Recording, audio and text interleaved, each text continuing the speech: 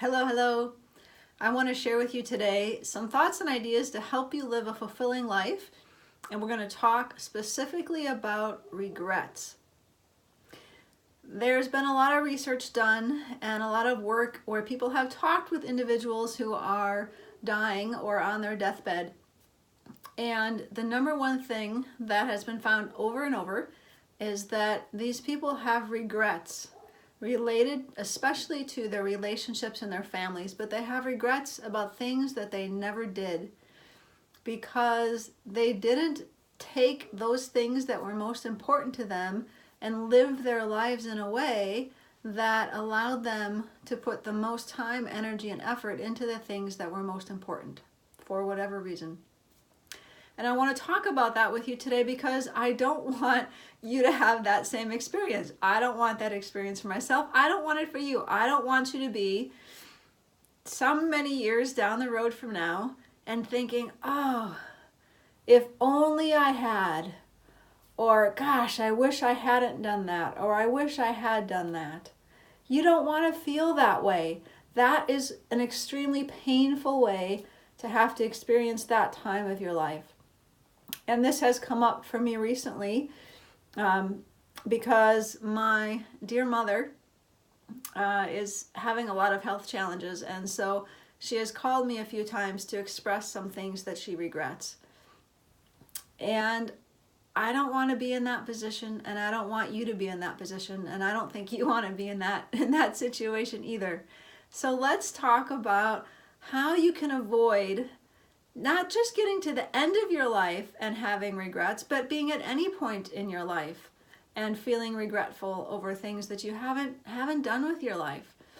So the first step, just kind of like anything else, is to take an honest assessment of where you are and start out with the things that are most important to you. Start out with your roles and your relationships with other people. Your relationship with your spouse or your partner, with your children, with your parents, with your other family members, your siblings. And then go on to your relationships with your coworkers and your friends, the people that you encounter and spend the most time with.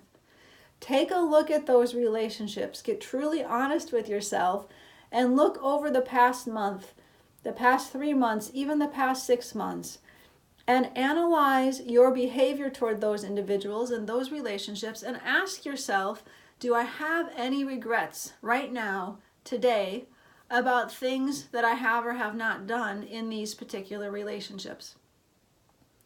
And then, if you do have regrets, what would you do to change? Maybe you need to seek forgiveness because you did something that you wish you hadn't done. Or maybe there's some sort of action you can take because you're realizing, for example, that you don't give appreciation to your friends and family enough. You don't tell them how special they are to you, or you don't let your coworkers know how much you value their skills and their insight. Whatever it is, analyze those relationships from the past time frame, pick a time frame, and then decide what you can change right now and today to make those relationships better. Now, you can take this same idea and project into your future, because regrets are really about not expressing and not living in a way that is in our truest alignment with who we are and who we want to become. So to avoid having regrets in the future, you need to start with knowing who you are, who you want to be, and what traits or characteristics you value the most. Because our regrets come when we don't have alignment between our values and our actions. So if you value something highly, but you're not taking action to express that value or to bring it to life and to give it, help it come to fruition, you will at some point regret that. And you have to decide what things are most important for you that you want to bring to life. So again, analyze and ponder these things. Look at your relationships. How do you want your relationships to look with others? Look to your work, your career, your job, your creative self-expression, whatever that is for you. How do you want that to be? Your contribution to society. Maybe these things overlap. Maybe you see that, oh, I'm working at this job and this job makes me happy, but there's something else inside of me that wants to be expressed, that I want to contribute to my society, to my world, to my environment.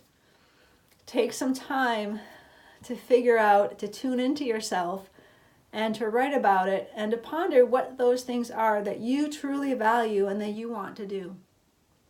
Now, the regrets and the actions aren't just about our relationships and our work, but it's also about, what do you want to do? What do you want to experience in life?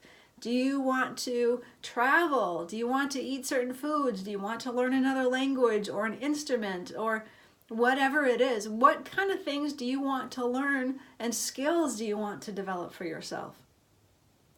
So avoiding regrets down the line requires us to take a look at who we are today and who we want to become, and then aligning our actions day by day and step by step with the person we want to be and the impact that we want to have on the world and on those around us.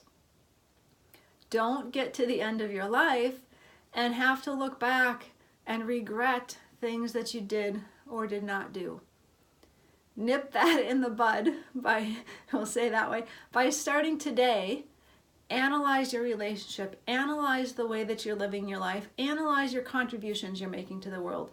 Decide how you want things to be and start creating that life for yourself and for all those that you interact with.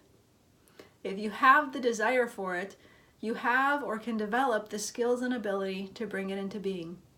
Choose one action that you can do starting today for one of those relationships or for one of those habits that you want, and start doing it. Don't try to tackle all of these things at once. Pick one thing and start doing it consistently. And then after a few weeks, pick another thing and start doing that consistently. And slowly over time, you will find that you are creating the relationships and the life that you truly desire for yourself. And you will get to a point when you are old and gray and you're looking back on your life and you can be pleased with yourself. You can be happy. You can be proud for what you have done and what you have created. Analyze your life and take one step today to make it the life that you want it to be for yourself.